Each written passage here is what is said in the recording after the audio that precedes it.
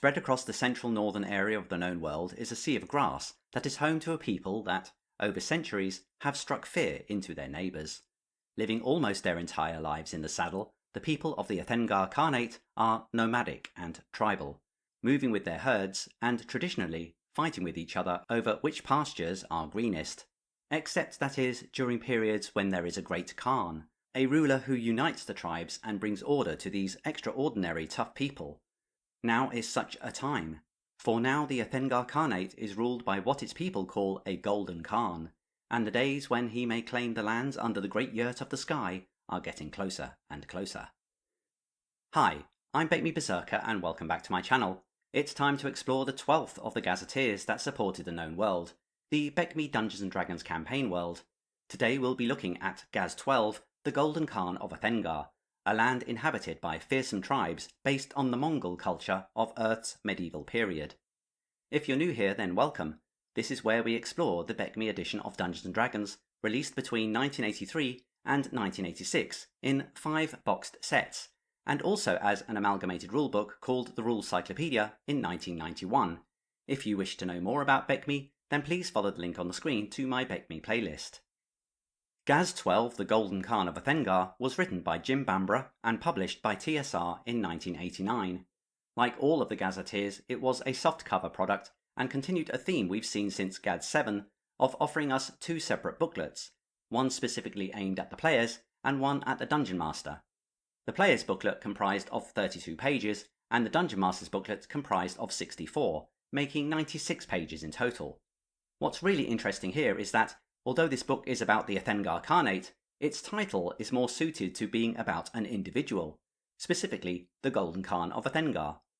Although the Golden Khan does figure prominently throughout the book, it remains a gazetteer focusing on the Ethengar Carnate as a whole, but the title does insert a little confusion in the communication of its offer. The cover art was again by Clyde Caldwell, continuing to offer us consistency of look and feel across the gazetteer line. This time we see the utilisation of what I would call earthly browns, perhaps denoting a link to the land, but I do wonder if a more golden colour might have been chosen if this wasn't already used for Gaz8, the 5 Shires. In the foreground we have a fierce mounted warrior wielding a sabre and shield, and wearing heavy armour. Perhaps this is an Ethengar noble. We can see in the bottom right more mounted warriors, this time equipped with lances. On the left of the image is a beautiful woman with a plunging neckline to draw the eye. She's adorned with gold, but also with a symmetrically tattooed face.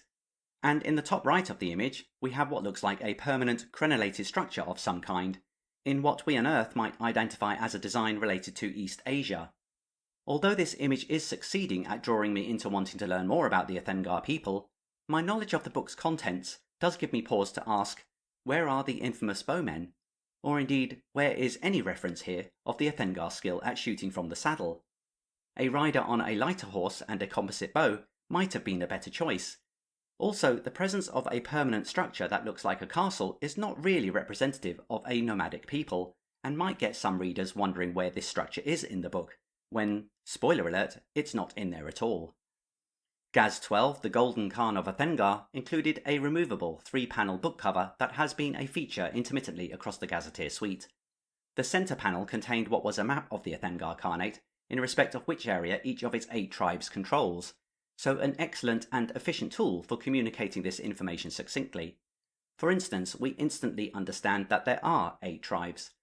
The right panel is what seems like a generic map of what's called a clan camp. So early on we are introduced to a distinction between tribe and clan, and this illustration shows us how a clan is typically organised when it makes camp. The left panel is very interesting, showing us a pictogram of how the relationships between the tribes work, in terms of friendliness and neutrality. This is incredibly useful and immediately communicates to the reader that there are political differences between the tribes. That said, we are also informed that this information is the understanding of the player characters, and that the true picture of things is in the DM's section of the book. So clearly, not all is as it seems on the surface.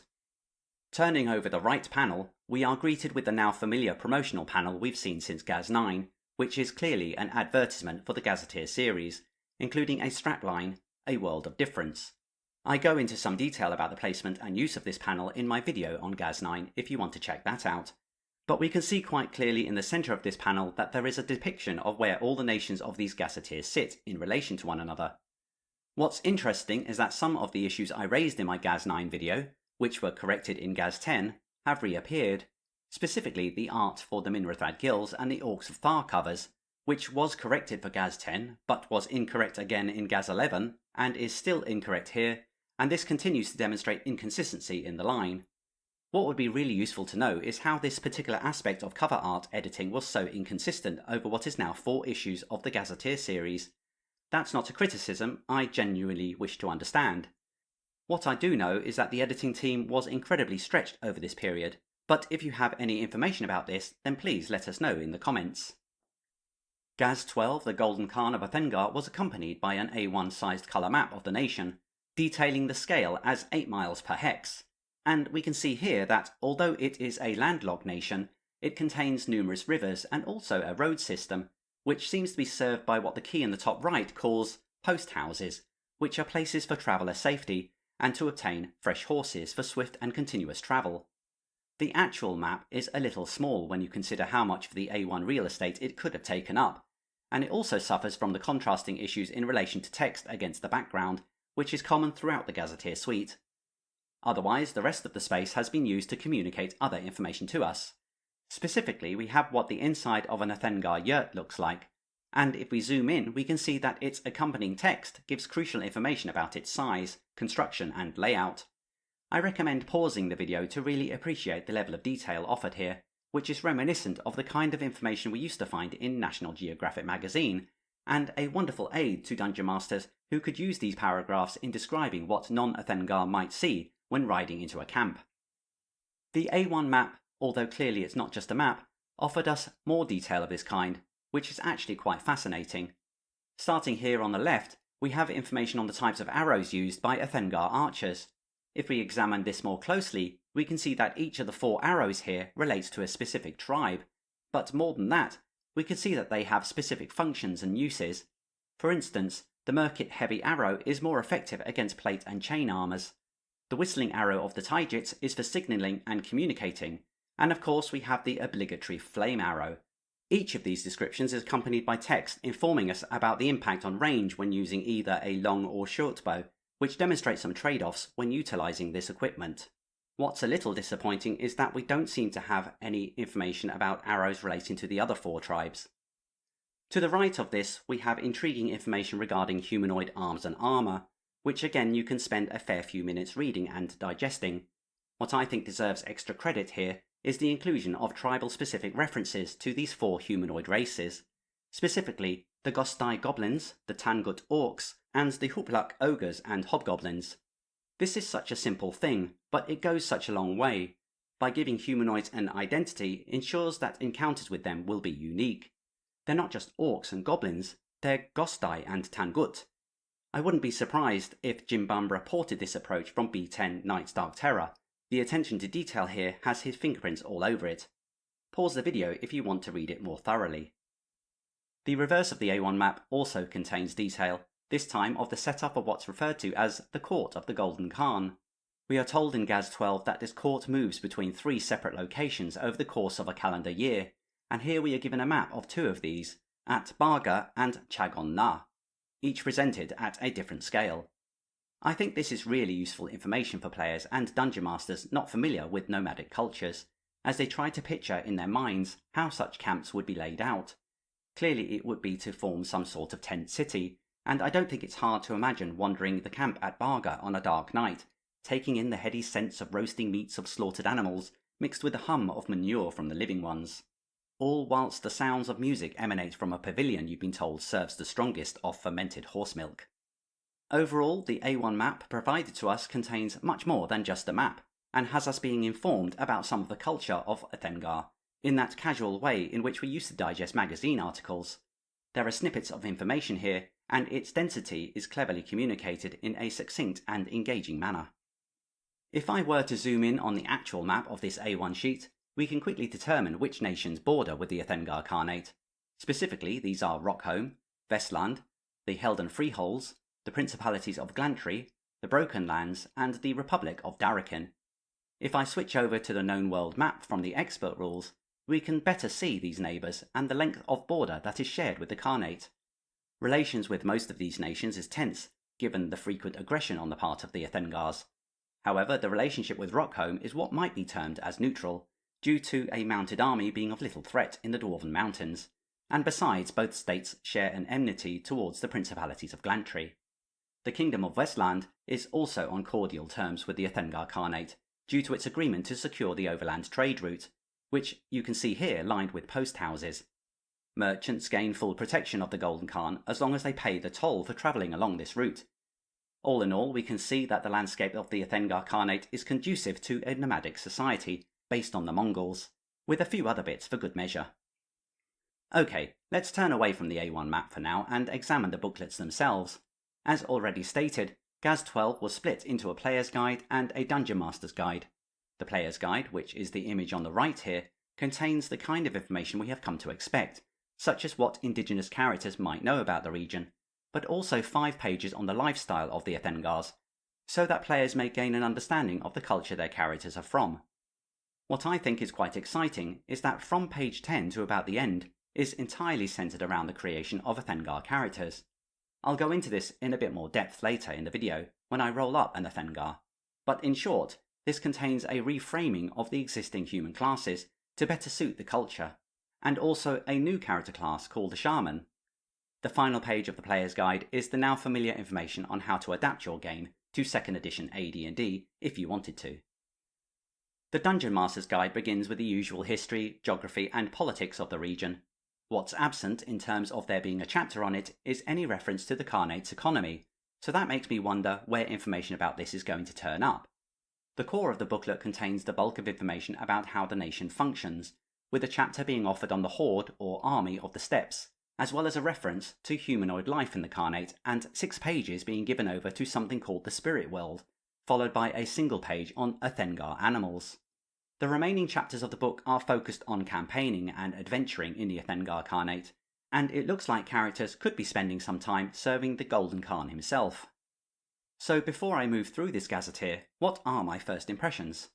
Well, I'm excited at the potential to explore a fantasy culture heavily based on the fearsome Mongols, and a cursory look through the pages indicates to me that significant research has been done on that people's way of life and history.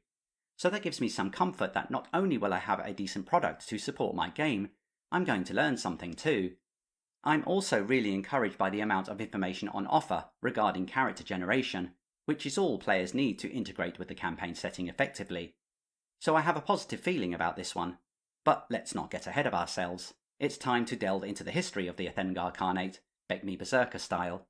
How did it come to be that this area specifically produced a nomadic people and culture? Why are they so feared? And why do they call themselves Khans, anyway? Well, we begin, of course, as we usually do, with the destruction of Blackmoor 4,000 years ago in 3000 BC, otherwise known as the Great Rain of Fire. This shifted the planet on its axis, moving Blackmoor towards the frigid North Pole and ruin, whilst what was to become the known world shifted towards warmer climes. What's interesting about this specific timeline is that we are introduced to the fact that Blackmoor's destruction also impacted on planar regions beyond the material world. What are referred to as etheric entities, also known as spirits, were drawn into the known world, merging with the landscape or seeking people to interact with. They found these people in the Ethengars, who were a primitive civilization that lived just beyond Blackmoor and had survived the chaos of its destruction. The Ethengars named the place where the spirits came from the Spirit World, and learned many of its secrets. As the ice sheets and glaciers of what was to become the known world receded, the Ethengars migrated from place to place, until around 2000 BC, when they settled upon a region that was rich in grassland and animals that they were able to domesticate. Chief among these was the horse, which they were able to master. During this time, the Ethengars adopted an agricultural lifestyle, living as farmers. They lived this way for approximately 300 years, before succumbing to a humanoid invasion in 1710 BC, by both King Loark and Aquila Khan in the form of a great horde. I cover this in more detail in my review of Gaz10, The Orcs of Thar. The steppes were ravaged and the Ethengars enslaved, being unable to resist the humanoid forces. However, it was not long before the duplicitous nature of humanoids was revealed, and Aquila Khan sought to defeat King Loark and rule the area for his own. This he did in 1709 BC at the Battle of Chongor, with the backing of Ethengar slaves that he had promised to free. However, once King Loark was pushed back into the Broken Lands, Attila Khan went back on his word and re-enslaved the Ethengars. The following years were dark for the Ethengars, but there was light on the horizon. A young man called Baka fled from the humanoids to live a nomadic life on the steppes, with just a small number of livestock. His way of life attracted others who had escaped the humanoids, and slowly they grew into a small force capable of conducting raids on humanoid camps. Baka began to develop hit-and-run tactics rather than attacking the humanoids head-on, using the mobility of the horse and skill of shooting from the saddle. However, before Baka was strong enough to completely overthrow Attila Khan, the Elven cataclysm occurred in what was to become Glantry in 1700 BC.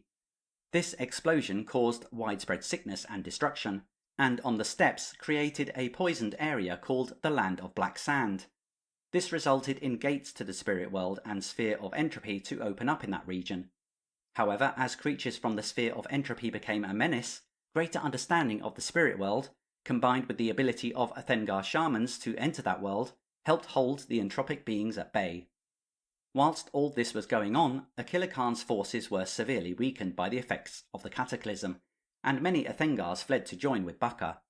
Adopting the ways of the humanoids, Baka declared himself Khan, and led the Ethengars on a campaign to drive the humanoids from their land for good, which achieved its first milestone in 1691 BC by defeating Attila Khan.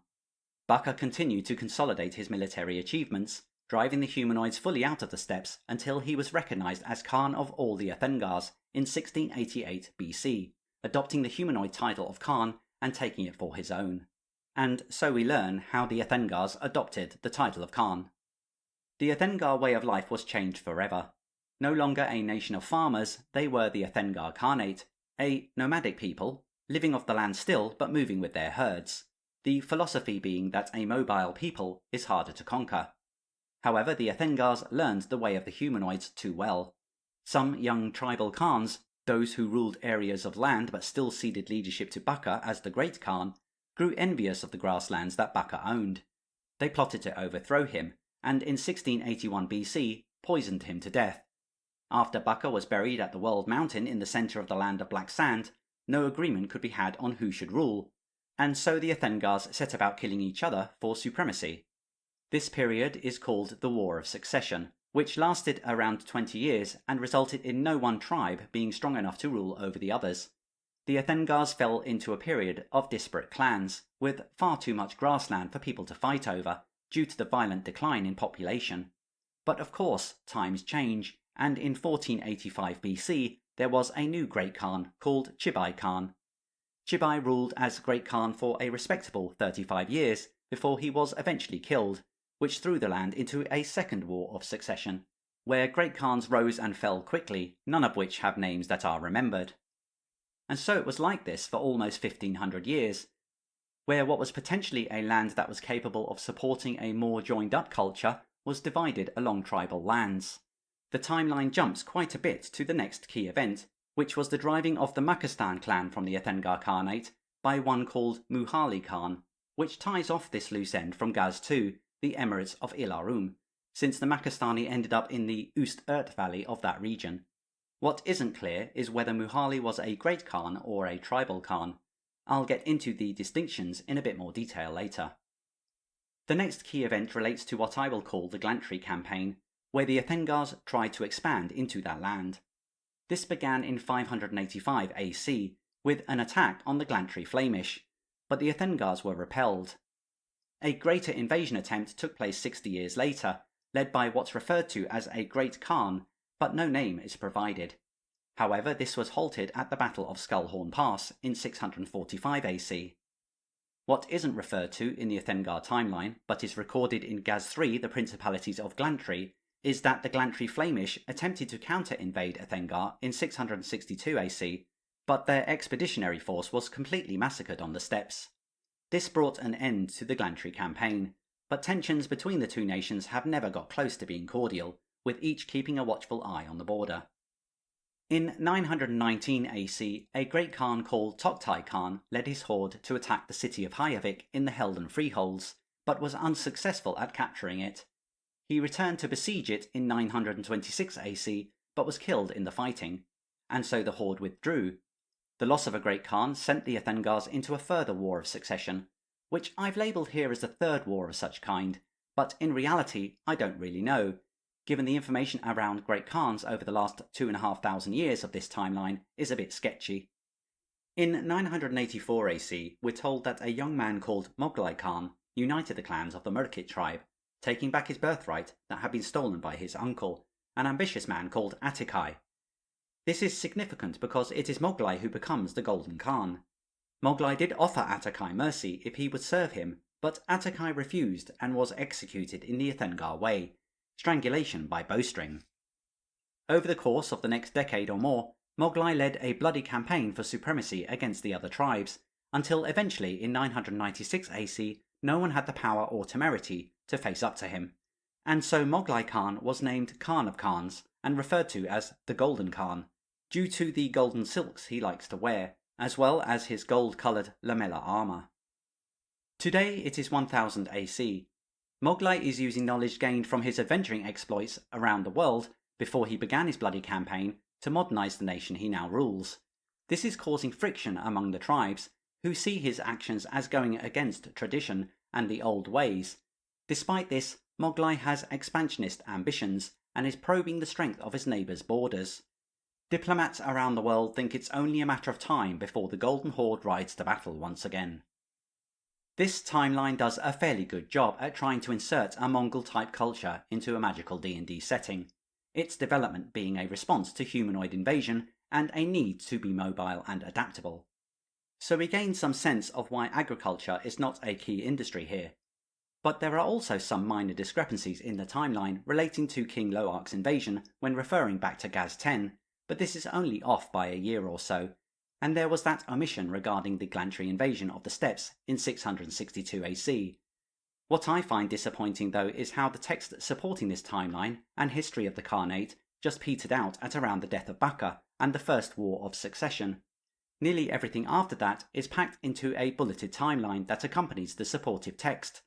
Granted, I was able to put things together, but when the time frame from Baka's death to 1000 AC is over 2,500 years, which for context in Earth's history, that's about when Sparta and Athens were just rising in power, then I can't help feeling disappointed that there wasn't more information, even if it was just a list of great Khans and when they ruled. As it is, over that large time period, we've got a sense that nothing much happened, and surely that isn't the case. Perhaps one could look at this in a positive way and insert some alt history that both fits with the setting and supports their campaign, but I can't help feeling that beyond the humanoid invasion and the emergence of the Carnate, the land has just been there. One could point to both the Glantry and Held and Freehold campaigns as significant items, but in reality, they count for just 84 years of those 2,500, so I'm left wondering how I would build up that sense of menace and fear when it comes to the Ethengar Carnate and their potential to march on the world, because in reality, it's been eating itself for centuries. Take out the Great Khan and the problem goes away. Okay, let's leave the history of the nation behind and get that map of the Ethengar Carnate back on the screen, so that we can explore the country's geography. As you can see, the land is mostly a large grassland steppe. If we were to measure it at its widest points, it would be approximately 480 miles by 240 miles in size. I give you the size in square miles for more accuracy, but there's no way I'm counting all them hexes. We're told that the plains sit on a high plateau, averaging just under 4,000 feet above sea level. As I mentioned when going through the history, much of the fertile land of the steppe was destroyed in the cataclysm of 1700 BC, and the quite literal fallout from that. Therefore, the land cannot support agriculture in any significant way, having a massive influence on how the Ethengars live. The greatest consequence of the cataclysm was destruction of part of the steppe that became the Land of Black Sand. This is a blighted landscape, within which live many undead, and is also home to a gate to the spirit world atop a great edifice called the World Mountain. The Land of Black Sand is noted for its strange weather, and even produces what's called the Wind of Black Madness a couple of times a year, which affects those near it with brief and violent periods of madness. The Land of Black Sand is not where the unprepared should find themselves. I think what's interesting in the description of the land as a plateau is when we look at the surrounding geography. We're told that the peaks of the Colossus Mountains in Glantry to the west reach 25,000 feet, and the Makras to the east go as high as 15,000. In fact, if we were to look at the entire border, we can see that the country is surrounded by hills and mountains, apart from a bit of swamp where it meets the broken lands. One might be tempted to think the land beyond the borders drops severely in altitude before rising suddenly as a plateau, as the text states the land is. However, that would mean the rivers crossing some of these borders would be flowing upwards, and that's just a step too far, even in a fantasy campaign world. Therefore, even if the altitude of the country is around 4,000 feet, I don't think it's right to describe it as a plateau, as that would conjure up a vision of a raised area of land visible for many miles away. I think the right description would be an intermontane basin, because the area is surrounded by mountains but not elevated above them. That's my geeky conclusion anyway. What do you think? Due to the altitude, the Ethengar Carnate experiences extremes of weather, with winter bringing icy winds from the Colossus Mountains that can unhorse riders and cause destruction to poorly constructed yurts. Spring brings the thaw and prompts the nomads to resume their travels. Summers can be harsh due to a scarcity of food for the herds. Perhaps this is when most conflict between tribes occurs.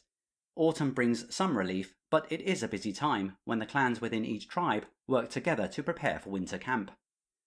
As you've listened to me talk about the Ethengar Carnate, you're probably trying to figure out just how many people live in such a harsh landscape where life is cheap, and we're told on average that there is only one human for every square mile, so probably only around 100,000 people in the entire country, not including what humanoids also make their lives there.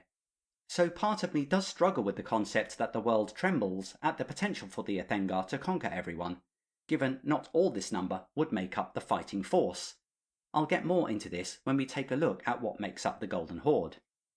We are offered in total 3 pages covering the geography of the country, about which I touched on a little, but information on other regions like the Sea of Grass, the Sea of Flowers and the overland trade route are also included, as well as the flora and fauna of the place, which includes reference to monsters to ensure a fantastical element remains within the Gazetteer, with dragons being the main menace to travellers. Okay, let's get into how the Ethengar Carnate works. We'll start with a quick overview of its politics and laws. The Ethengar Carnate is an autocracy in its purest form. What the Great or Golden Khan says goes. His word is law, and there is no deviation from that. So you can probably anticipate that this situation would be less than ideal to a tribal Khan who wishes to be top of the tree, and gives you some indication as to why Great Khans are very few and far between. 1. Each tribal Khan wishes it was them, and 2. If it can't be them, then better no one, so that they can remain top of the tree in their own tribe and answerable to no one else. There are 8 tribes in total, which I'll cover soon, each one with its own tribal Khan, of which of course the Golden Khan is one. Each tribe is made up of many clans who move with their herds within their tribal borders, assembling together as and when the tribal Khan commands it. Everything within the nation belongs to the Golden Khan, so the assumption has to be when you take from the land, you are taking from the Golden Khan. With all this pride and jostling for position, it's no wonder that not is all it seems in the Golden Court. We saw this diagram earlier from the inside cover, which shows the relationship between the tribes, but the Dungeon Master's Guide delves into these relationships in far more detail, ensuring the information is not available to the players at the start of the campaign, and is something to be learned through play. This offers great potential for duplicity and anxiety when characters are wondering who they can trust when things go south. In terms of everything belonging to the Golden Khan, this means that crime is virtually non-existent. If you go against the Khan, it's likely someone will blab and you'll be killed.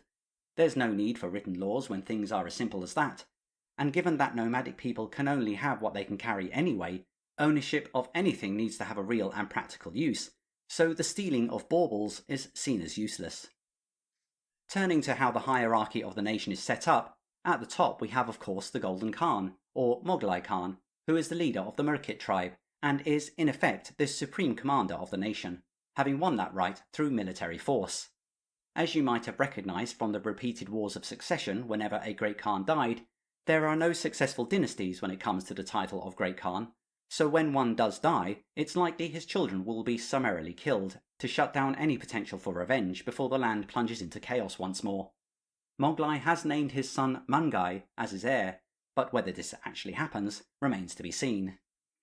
Below the Golden Khan we have the tribal Khans. Each of these is a ruler in their own right, but when faced with potential annihilation will recognise the authority of a stronger leader, namely a Great Khan. Below each of these tribes, including the Murkits, are the common folk just trying to live one day at a time in the harshest of environments. These are the tribal clans. We're told that the size of both clans and tribes can vary greatly, depending on whether there has been a recent conflict or they are in a period of peace. Therefore, a clan can be made up of 1d12 extended families, and each tribe can consist of 25 to 100 clans. Clearly, power can shift quickly in this hierarchical model, so what might happen if the Golden Khan dies is probably another war of succession and a lot more death. In short, the system of governance in the Ethengar Carnate is to ensure you're the biggest kid in the playground, and trying to enjoy that for as long as the other jealous kids let you. Not exactly the most stable of setups. As for the tribes and their Khans, I've put them here on the screen for you. We're given this information across a couple of chapters, which contains vital information for how these Khans and tribes interact. The alignment column on the right is nothing to do with alignment in the lawful or chaotic perspective, but points to the Khan's actual political standpoint, so look away if you're going to be playing in this campaign world. You're not looking away, are you? Anyway, we can see that there are intriguing leads listed here, such as the Taijits actually being spies for Glantry, and the Kayats harbouring an evil spirit, which if you were to read that entry further, you'd learn that Kadan Khan is possessed via a magic jar in the spirit world by a magic user called Jakku the Render. There is a tremendous amount of plot threads woven into the information given about the tribes, their Khans, and their outlook, and the Dungeon Master is really spoilt for choice when it comes to choosing a direction to take the campaign in.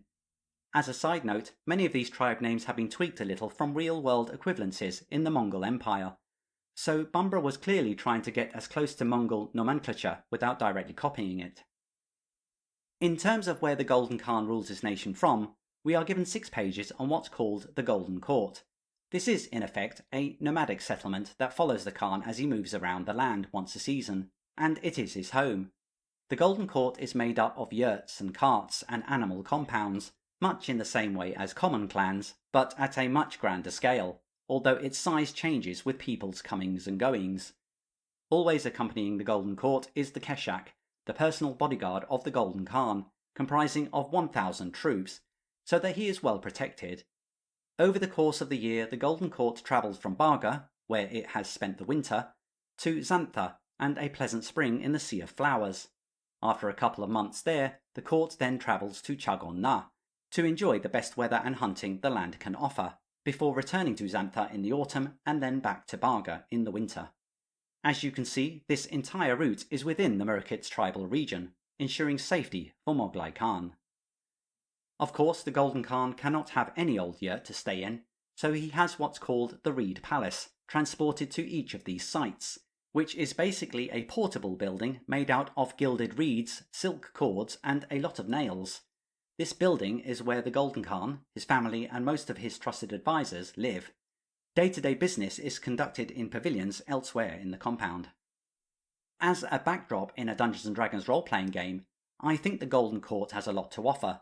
To characters from outside the Carnate, this is a concept that is alien to them, a mobile government that marches with its 1,000-strong army. As they approach, they will encounter all kinds of smells and activities associated with normal clan camps, but on a much grander scale, before being led to the Golden Khan housed in what is basically a mobile palace to entreat with him. Playing up the environment and cultures and behaviours of those in the camp would be a real asset to stirring up the imagination of the players. And there's a lot in this chapter to help the Dungeon Master do this, including a page on the influential powers at court, both working for and against the Khan. In the centre of the Dungeon Master's Guide is a pull-out section called the Horde of the Steppes, otherwise known as the Golden Horde, which really is an aid for those wanting to take advantage of the BECMI War Machine rules, or indeed the battle system product that was sold separately by TSR at the time. With the Ethengars being positioned as a tough and warlike people, then it seems appropriate for this to be here to enable large-scale combat resolution, and it contains interesting modifiers when running Ethengar forces. The Golden Horde is of course ultimately led by Moglai Khan. Gaz12 tells us that the Ethengar military is built for speed, clarity of communication, and overwhelming force. So let's have a look at what it's comprised of. The first thing to understand is that, when fully manned, every tribal unit of the Golden Horde runs in tens. But before I show you that, it's important to get on the screen the chain of command, so you can understand how these groups of 10 are led. The smallest unit is called an Agam, which is 10 mounted warriors led by an Akan. 10 units of Agam make up a Dagam, which works out to 100 warriors led by a Dakan. 10 Dagam come together to form a Mingam, which is basically a tribal horde. So the suggestion is that each tribe is able to stand up a fighting force of 1,000 mounted warriors. The actual name given to a commander of a Mingam is called an Orkan. So the Golden Horde is made up of at least 8 Mingam, comprising of 8,000 mounted warriors. However, we are also informed of the Keshak that I mentioned earlier, made up of tribe members who have thrown off their previous allegiances to swear fealty to the Golden Khan, which comprises of yet another 1,000 troops, 200 of which are heavy cavalry. This is led by an Orkan simply named Jamal, who is famed for being the only person alive who has harmed the Golden Khan, having shot him with an arrow during his rise to power. Moghlai Khan sought the person who shot him, and when she admitted to the deed, Moghlai rewarded her honesty with leadership of the Keshak. She has been fiercely loyal ever since. This is actually a direct take from the legend of Genghis Khan, where a similar thing is reported to have happened. Genghis Khan rewarded the person responsible for knocking him off his horse with an arrow, not just because of his skill, but because of his bravery and honesty in the face of vengeful death. Instead of executing him, Genghis Khan eventually made that man, named Jebe, a general, and he became one of the most successful generals in Mongol history. So clearly, Bambra has used real-world events to uphold the Mongolian feel to this fantasy landscape. The Keshak plus the 8 Mingam make up the bulk of the Golden Horde, but we are informed of other support units in the form of engineers for siege warfare and the Brutaks for spying and intelligence. In addition, each tribal Khan has their own personal bodyguard, but this comprises of just 100 soldiers each. In total, the Golden Horde is probably closer to 10,000 mounted warriors. Okay, on the surface it might not look like a significantly high number of troops to worry the continent, so what's all the fuss about? Well, the real threat of the Horde is speed. Sure, the forces they meet on the field might contain some cavalry, but they're extremely unlikely to consist of 10,000 horse. As it was with the Mongols, the Ethengar can lure an enemy into battle, then take off and raid the towns that have just been emptied, and it's a lot easier to sweep up panicking men fleeing back to save their families than disciplined troops expecting a fight in the traditional way. Where the obvious weakness is in respect of the Horde, apart from its propensity to dissolve upon the death of its great Khan, is keeping 10,000 horses fed, whilst also keeping your army together. It's a logistical element of large-scale combat that doesn't figure much in Dungeons and Dragons, and so is easily overlooked. But as the saying goes, an army marches on its stomach, and 10,000 men plus 10,000 horse can get hungry pretty quick. If I was to run a campaign with the Ethengar, I think I would include this very real logistical element to temper the Horde's ability. Also, I think it's worth a quick look at the map once more to consider the actual threat from the Horde. To reach anywhere significant, the Horde has to travel through miles of either hills or mountains, which is a severe limitation. So for all the talk of a Golden Horde that is capable of destroying the continent, that Horde is pretty contained in its grassland basin, especially when you consider the food requirements when travelling over such landscapes. Anyway, despite all this, the Golden Horde is feared, and rightfully so. I just think strategic containment doesn't seem that difficult, given where the Ethengar Carnate is located in the known world. Okay, so I've talked about the country, its rulers and its army, but what about its people? What are the Ethengar like? Well, the first thing to point out is that they are nomadic, moving with their herds whilst ensuring they stay within their tribal borders, although it's not unknown for borders to be crossed and skirmishes to occur, something the Golden Khan is trying to stem to bring more stability to the land. The life of the Ethengars revolves around the well-being of their animals and horses, mainly due to them being their main food source, as agriculture is not widely practiced. As previously mentioned, each tribe is led by a Khan, which is a hereditary title passed from father to son, so leadership is patriarchal, and everything within the tribe is owned by the Khan. It is the fate of clans within the tribe to work hard to produce as many goods from their animals as possible. This is offered to the Khan every autumn, who distributes it among the clans in the spring. Ethengar men marry many wives, although the first wife has seniority over the others. This custom is thought to have developed due to females outnumbering males due to deaths in battle. However, when a father dies, his eldest son is expected to marry all his wives, except his mother, of course, who is given special status in the household. It's the same if one of his brothers dies. You can imagine how many wives one might accumulate this way. As an aside, it's easy to judge this custom negatively with a modern lens, but the thinking is this ensured the protection of these women, who would otherwise be exposed to all the delights of medieval entertainment by miscreants. Let's not forget the other side of this equation, though.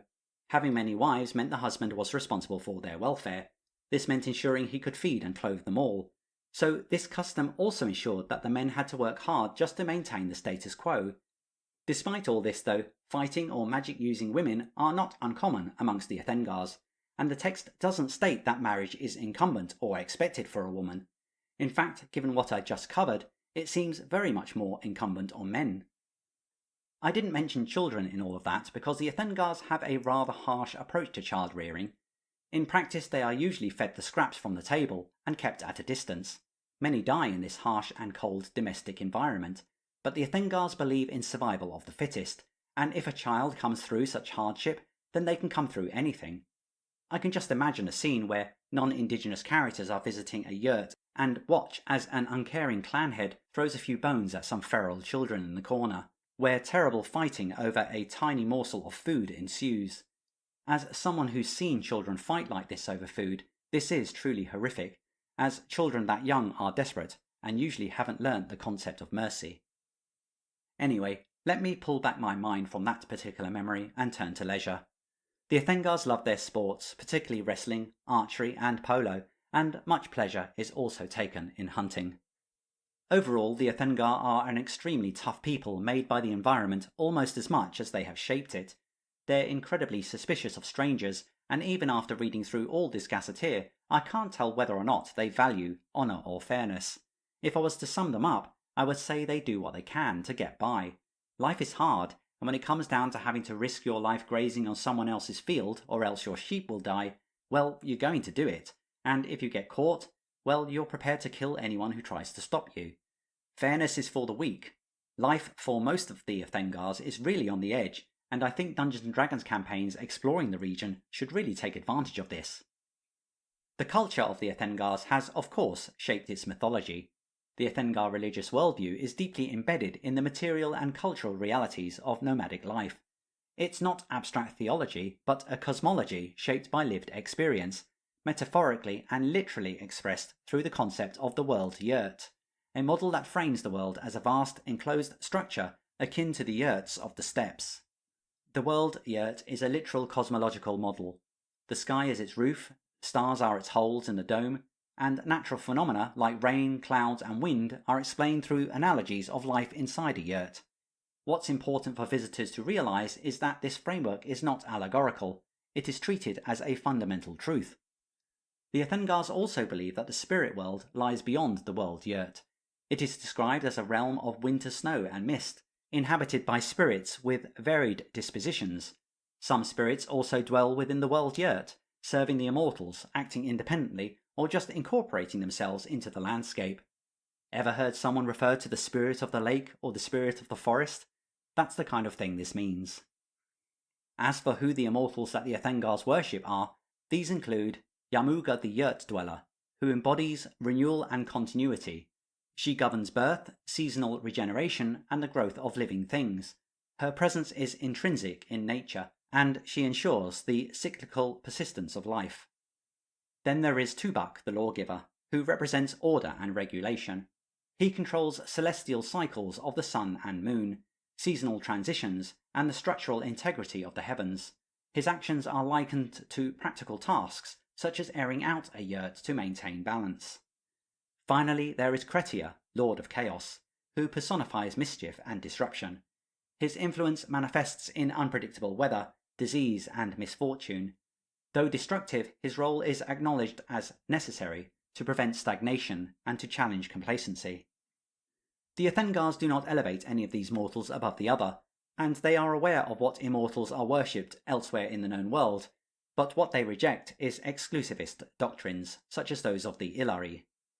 Overall, Ethengar spirituality is pragmatic and prioritizes continuity and order, and the acceptance of chaos as a part of life. The world yurt concept is a model that works for the Ethengars by reinforcing a worldview that is culturally resonant and rooted in the physical and social structures of nomadic existence. Gaz12, the Golden Khan of Ethengar, goes into some detail broadening out the lifestyle of the Ethengars, including detailing their appearance and equipment, and even giving us 2 pages on a year in the life of a clan, so that we may better understand that way of life and how harsh it is. There are just a couple more elements to this way of life I want to cover off before we take a closer look at character classes and generating an Ethengar.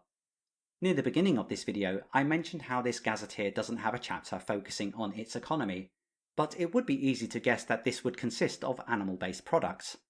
A quick look at the trade map in Gaz11, the Republic of Darakin, confirms this, as, when we zoom in, these black symbols mean that mounts and hides sell at less than market value, which means there must be a surplus here. Please excuse my rusty staple. Anyway, the main form of currency within the Ethengar Carnate has been through a bartering system. I mean, given that everything belongs to the Golden Khan anyway, bartering is really just a sanctioned version of the moving around of his stuff. However, in recent years, the Golden Khan has adopted a structured monetary system to support trade conducted across the border, which usually takes place at the Golden Court. We're told that the standard currency is the tang, which is minted in copper, silver, electrum, gold and platinum, and these match the weight and value of those being used by neighbouring nations to help with easy exchange, although Glantrian coinage is explicitly banned and possession is punishable by death. There is no further explanation of this system of coinage or the meaning of the word tang, so it seems reasonable to assume that we just replace the word piece with tang, so gold and silver pieces become gold and silver tangs. What's slightly different is that the country mints larger denominations of tangs, so you might have a coin that has a value of 1, 5 or 10 gold tangs. For larger transactions, the Carnate issues trade bars bearing the seal of the Golden Khan. These bars are denominated in values of 50, 100, 500, 1000 and 10,000 tangs, and are especially valued by dwarven merchants. In addition to currency, Ethengar wealth can also be formally demonstrated through rank and privilege via what are called tablets. These are rectangular plaques, which are 9 inches by 3 inches in size and made of silver, gold or platinum, and are worn openly and inscribed with a declaration of loyalty to the Golden Khan. Military officers in the Keshak receive tablets inscribed with a lion, each one corresponding to their command level, so we have silver for Akans, gold for Dakans, and platinum for Orkans. Advisors and select outsiders may receive tablets bearing a dragon emblem, signifying protection and status. The highest known tablet, platinum with a jewelled sun and moon, is held by Ahmed ibn Yusuf, master of the Golden Khan's council, which confers privileges second only to the Golden Khan himself. As for how the Ethengars track the year, there are the usual 12 months of the year, with each month comprising of 28 days, so this follows the perfect lunar calendar of the Thyacians, albeit with the Ethengarish names for the months as shown here, although we still have the Thyacian days. What is quite different is that the Ethengars track the years in 12-year cycles, assigning each one to an animal, much like the Chinese calendar. I've put an image of how this works on the screen for you. The explanation given for this method is that time was created by the Great Spirit, who assigned certain animals to the passing of years. We are told in the Gazetteer that the current year of 1000 AC is the year of the tiger, so next year will be the year of the hare, and so on. Gaz12 offers us an impressive 3 pages on important dates in the calendar and how they link to Ethengar culture through shamanistic and temporal rituals. This enables us to develop the flavour of a campaign, as we can link the passing of time with events going on around the characters that might not have an impact on an adventure, but add depth to the shared experience of the campaign. Okay, there's more of course I can focus on, and I will, but it's about time we explore Ethengar character generation. Information on generating an Ethengar character begins on page 10 of the Player's Guide, which means more than 2/3 of the booklet supports this activity. Without going back and checking, I think that's the largest character generation section of all the Gazetteers. So what does it offer? Well, before I go into the steps to roll up an Ethengar character, I want to focus on the 3 pages of content we get offering us a reframing of the 4 human character classes to better fit life in the Ethengar Carnate. Essentially, the fighter becomes the horse warrior, the thief becomes the Bruttak, and the magic user becomes the Hackamon. We still get clerics, but they obtain special abilities based on whether they worship Yamuga, Tubak, or Kretia. So what differences are there? Well, the horse warrior is restricted in the number of weapons it may use compared to a regular fighter, although we are told this can improve should special training be sought. So at first level they may use the bow, sword, hand axe, spear, lance and lasso, which would all be at basic level if you employ the weapon mastery rules. In addition, they gain 2 abilities. The first is horse archery, which means they can shoot in any direction from the saddle and do not lose individual initiative when using a bow. Remember, bows are 2-handed weapons. The second ability is aim, which confers a +2 to hit and damage should a horse warrior give up a round to spend aiming. This is not possible if the warrior is moving. As a horse warrior goes up in level, they may be awarded a commanding rank in their tribal horde. So a 4th level horse warrior might become an Akan, leading an Agam of 10 men, and at 8th level he may become a Dakan, and so lead a Dagam of 100 men. We're told that 10th level is the minimum one can be to become an Orkan and lead the tribal horde. None of this is incumbent on the character, of course, but in a campaign setting that does not really align well with the core rules for obtaining and ruling dominions, this is the best way of obtaining fighting men to lead. Whether you might convince them to follow you instead of the current Khan and effectively kill off the established tribal leadership so that you can start one of your own, well, that's a matter for your Dungeon Master to deal with. Brattaks are the equivalent to thieves, but with thievery being a bit of a moot profession in the region, the class has been reframed as a spy. So all the normal thief abilities still remain the same, I mean they still work for spies, but Brattaks also gain the disguise skill, so that they may move around in secret. They too gain the horse archery and aiming abilities, but not much else, except there is a reframing of the ability to attract thief apprentices to attracting novice Brattaks. This would of course be at high level. The Hackamon is the Ethengar magic user, but is a little tougher, having a hit dice of 1d4 + 1. To keep the tribal theme, we're told that Hackamons cannot use spellbooks, instead being reliant on scrolls and items inscribed with sigils.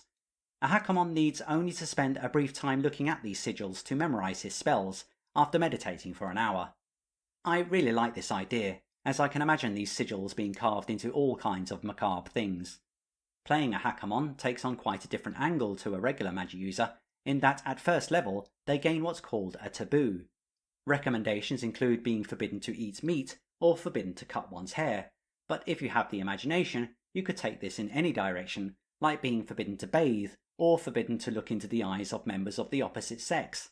This is such a simple thing, but gives the Hackamon just that extra ounce of crazy to make everyone a little nervous when they're around. Incidentally, violating a taboo causes penalties, which can be harsh, but the penance is relatively short, usually being some form of meditation. Like magic users, Hackamon may attract followers at high level, so if you do locate one, he might not be alone. Finally, clerics are basically clerics, but those of Yamuga, Tubak and Kretia must be of these alignments, with each one being conferred extra spells to choose from, some of which are new ones in the Gazetteer, such as Renew to fix things, or Wind Blast to potentially knock things over. We're not given any information about whether clerics gain followers in the same way that they do in the core rules, and it's a little difficult to imagine how one might start a dominion, so this might be something to work through with your DM, as I couldn't see this aspect of playing a cleric in this Gazetteer. In addition to this reframing of the 4 human classes, we are offered an entirely new character class, and that is the Shaman. The Shaman is mechanically similar to clerics, in that they use their saving throw and combat tables, but player characters must be neutral. Shamans are not able to turn or have any control of undead, and may not wear metal armour or use any type of shield. That said, we're told they can use swords, which I read to be any bladed weapon. The hit dice of a Shaman is less than that of a cleric, being the same as a Hackamon, 1d4 + 1 per level, and then 1 hit point per level from 10th. During character creation, a Shaman gains what's called a spirit guide, which we're told resides around the shaman's person, but can only be seen by them. So we might have amusing moments in the game where a shaman is comforting something in their pocket, which everyone else can see is empty. Obtaining the spirit guide costs the shaman a disability, but conversely, the spirit guide conveys a benefit to the shaman, which I will be showing you soon. On gaining the spirit guide, the shaman can converse with animals of the spirit guide's type. The amount of times they can do this is level dependent. And at 12th level, a shaman can even shape change into their spirit guide animal type at will for any length of time. So if your spirit animal is a hawk, you'll be able to fly, and if your spirit animal is a goat, you can, bleat. As you can see on the screen, the level progression for a shaman is similar to that of a cleric's, starting with no spells but then obtaining up to 7th level spells by 17th level. What I love is that shamans must use a drum and chant loudly to cast spells, so not exactly the most discreet of characters, but then I guess they're not supposed to be. Shamans are built to intimidate, which is the Ethengar way. You can see in the shaman spell list here that each level of spell contains a choice of 10, which is 2 more than normal clerics. You can also see that many of these spells are followed by an S in brackets. This means it is a shaman-specific spell, and the information about it is found in this book. We can see some of them explained on the page to the right, and there are 3 pages in total containing 24 new shaman spells, which is impressive. What is missing from the information here is what the shaman's prime requisite is, but I would presume this to be wisdom, given the closeness to the cleric class. Okay, so before I generate my Ethengar character, let's understand the process as defined in the Gazetteer. The first part is of course to roll a character, after which we must determine their position in the clan, which is a bit like social class, and which tribe they're from. Then we must determine their equipment, which is related to status and clan and is not chosen. Next we have a choice of skills, using the system similar to what we've seen across the Gazetteer series, before we can then choose a name and determine our personality. So let's get a BECMI character sheet on the screen and put those requirements to the side of it. Next I roll some abilities and get the following, and wouldn't you know it, they look perfect for a shaman. So let's make them that class and add in their armor class and hit points. As we know, the hit dice is 1d4 plus 1, so I roll a 3. But with the plus 1 bonus shamans get on the hit dice and no constitution modifier, that becomes a 4. Now, because I am a shaman, I must acquire my spirit guide and find out what happens to me in the process. Let's start with the bad news first and roll on this disability table. I roll 1d6 and get a 2. Intelligence. So the text states my character must -1 off their intelligence score, and out of these other options, I'm going to have to go with the moronic cackle. Hilarious stuff. Right, so which spirit guide type did I get? I roll 1d20 and get 18. A lion. Nice. I'm already thinking about that shape change potential at level 12. Looking across here, I can see this spirit guide gives me a +1 to my charisma and something called keen hearing, which essentially allows me to succeed listen checks on a 1 to 3. Cool. Clearly, I'm not going to be able to keep my lion in my pocket, but I can make everyone nervous by talking to it, whilst it follows along behind us. Maybe I'll call it Elsa. Okay, let's transfer this information onto my sheet. We can see that drop in intelligence and increase in charisma has not affected anything at the moment, but of course they will affect any skills associated with these scores. Okay, so let's move on to determining clan standing and tribe. For this, the Gazetteer requires us to roll on this table to first determine our tribe. So let's roll D100, and I get 62. Okay, the Uyghurs, which we're told have distinctive facial scars, which they obtain when they reach adulthood at 14. Okay, so I'm Scarface with a moronic cackle. But let's take a look at our clan status. There are many clans that make up a tribe, so let's see how well off mine is. I roll D100 again and get 5. Oh no, Despised. And things were looking so good. So my charisma will drop by 2 and we have only 1 family in the entire clan. The Khan looks down on us and we get the poorest of pickings. Right, well that's lit a fire under my character, make no mistake.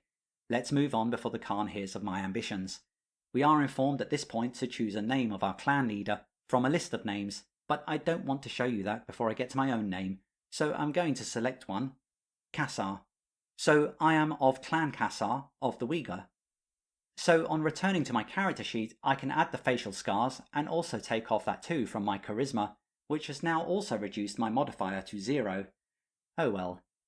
Right, time to determine my starting equipment, which is entirely dependent on my clan status of Despised. Great. We can see here that I start with an old nag of a mount, and when we consider the meanings of these asterisks, I only have a sling and a lasso. I don't even have a melee weapon. I know what I'm looting first. We do have this supplementary text at the bottom, showing me what equipment I have on top of weapons and armour, so maybe I won't die of exposure.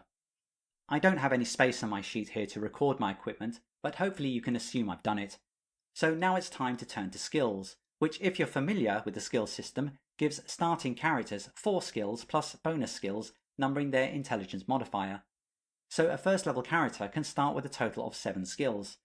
My character's intelligence is 10, so I'll be starting with the standard 4 skills. Interestingly, each Ethengar character starts with 2 mandatory character class skills, plus an additional 2 skills, chosen from either the speciality skills of the character class or from the general list. You can see all the skills listed here. Let's focus in on the Shaman. So we can see that I must take Spirit Lore and Storyteller, so I only get to choose 2 more from this speciality skills list or the general skills list, or a combination of both. So I think I'm going to go for Nature Lore and Spirit Plane Geography from the speciality list. This Shaman thinks they're going places. Before I put these on my character sheet, I want to highlight that we have a Weapon Mastery skill here, which is curious. Weapon Mastery is typically obtained outside of the skill system, where one can seek an expert and try to learn from them. I go into some detail about this in my video on the Master Rules. However, the description of the Weapon Mastery skill in Gaz12 seems to suggest that one can just trade a skill point, which is obtained every 4th level, to go up a level of Weapon Mastery. I assume this would supersede the regular method of Weapon Mastery, but then there would be less opportunities to gain Weapon Mastery than the regular method. So, how would you do it? It seems a little strange that this is here, to be honest, and we probably would have benefited from a little more reasoning about it. Anyway, let's get back to the character sheet and insert the skills. Now it's time to choose a name, but I haven't determined what sex I am yet. Let's do that with a simple toss of a Garrycon coin. If it's Winged Gary, then it's male. If it's Demogorgon, then it's female. I need to roll this on a surface that doesn't break my desk. So, Demogorgon, of course it is. So my Shaman is a scarred female with a moronic cackle. This gets better and better. Looking at the list of names, we have a choice of 162 female names plus 139 male names, which is really impressive, and not something we have on offer in every Gazetteer. You're going to have to trust me that I selected a female name randomly and got 103, which is Patai, which we know every human culture outside of Ethengar is going to change to Patty. Let's go back to the character sheet and insert that name before we move on to personality. We're actually told that this is something to figure out yourself, but we are offered a couple more things to round off the character which might inform her personality. These are physical appearance and mannerisms. I'm going to select these rather than roll them randomly, as I'm developing a picture in my mind. I'm actually going to choose 2 physical ones, sunken eyes and hollow cheeks, and for mannerisms, I'll take mutters to self. Let me put these final flourishes onto the character sheet and then sum up what we've got. So here's Patai, Shaman of Clan Kassa of the Uyghurs. Clan Kassa has fallen on hard times, out of favour of Hulagu Khan, their tribal lord. Worse, the clan lost their experienced shaman in a recent skirmish with Helden folk, chopping down Uyghur trees for wood. Having no shaman brings shame to the clan, and so they have existed like this for too long, until the birth of Patai was foretold. But she has had to bear the harshest of upbringings. Not content to confine her to where the other children huddle expectantly for the odd scrap of food, Patai was cast outside, to exist from the age of 7 without shelter. In all weathers and seasons she has grown, but she has aged beyond her years too. For one of 17 summers she is old and bent, but she has returned, and she claims to have learned of the spirit world, and promises to make Clan Kassa great again.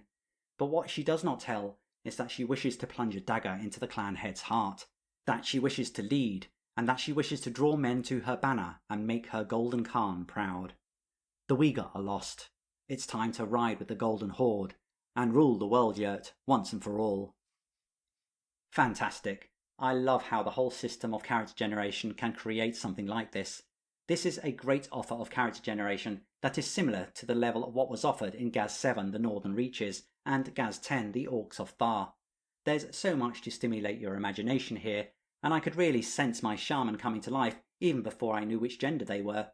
What was interesting when it came to the names is that there appears to be a real effort to include fantasy versions of Mongol and Turkic, so that we weren't just given a list of names that someone familiar with the region would find mundane. Okay, let's move on. Seeing as I've just generated a Shaman, let's take a quick dive into the spirit world, so that you may understand it a little better. Gaz12 offers us 6 pages detailing the interaction of the spirit world with the world yurt.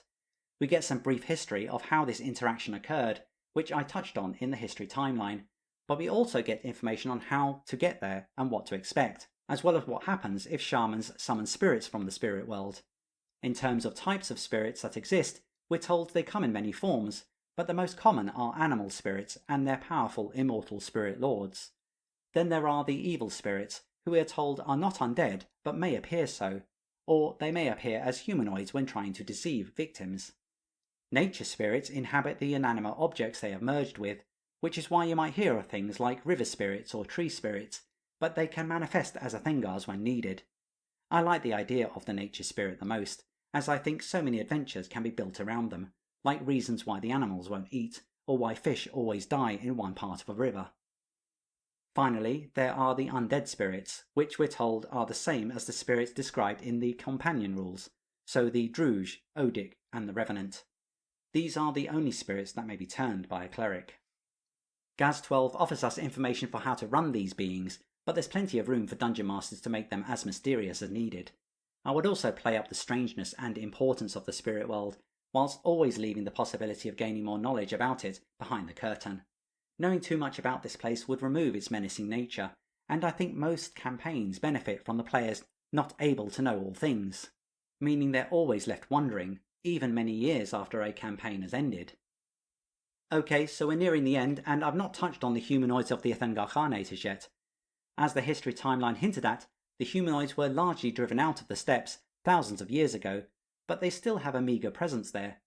However, for most, it is a battle just to be able to feed themselves. The Gostai goblins inhabit the northwestern area of the steppes and find themselves between a rock and a hard place.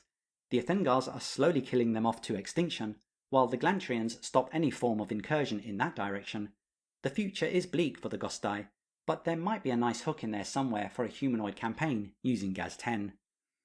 The Hupluk hobgoblins live in the foothills of Rockholm. Their lifestyle is extremely similar to the Ethengars, but they are not seen as the same by them and often hunted.